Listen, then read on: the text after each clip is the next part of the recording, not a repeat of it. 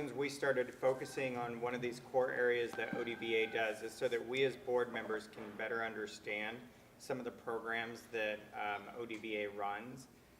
So I'm curious to hear, are there any things that you haven't already mentioned where ODVA was helpful, sort of in a positive context that ODVA provided so that we can be better informed about the services they're providing? Or is there anything that you maybe wish you could have had that ODVA could have provided, or you wish they'd provide besides money? You know, just so we know if ODVA is like working this so that they can replicate this elsewhere. What could you have used and what did you use? Those are really good questions, and I'm not one to just kiss butts for any reason at all. I like to get stuff done, and as a former state employee, normally working with a state agency can be a huge pain, and there's a lot of paperwork and there's a lot of red tape, and you have an idea and 6 years later somebody might care. I took over in October of last year with ODVA, and we had to hit the ground running pretty quick.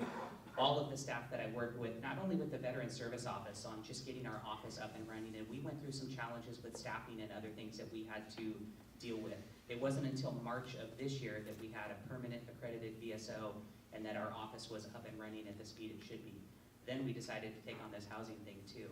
So whether it was Gus, Joe, Sharon, even Mitch was involved in some of this too. We had really good communication and really good back and forth on how to do something like this. We had a list of places that have done it. We jumped in a bus and we went and visited several places in Oregon, not just Brenda's facility, but others as well, to look at how other people do it, to come back and put together a plan that will work for our small county. I can't say enough about the staff at ODVA. They were excellent. They've come out. We had a visit from Kelly just maybe 2 weeks ago. It feels really good when people care, and it's not just that they're supposed to care because they worked for the state, but I really feel that they truly did care. They even allowed Joe Glover to come and provide testimony at the Planning Commission meeting. There has never been a Planning Commission fuller than when we were there. It was overwhelming support, but there's always a couple of naysayers about homeless. They hear the word homeless and they're done. They just don't want it in their neighborhood.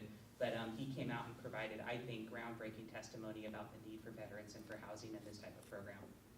So that was all positive stuff. On the money part, I know you said don't mention money.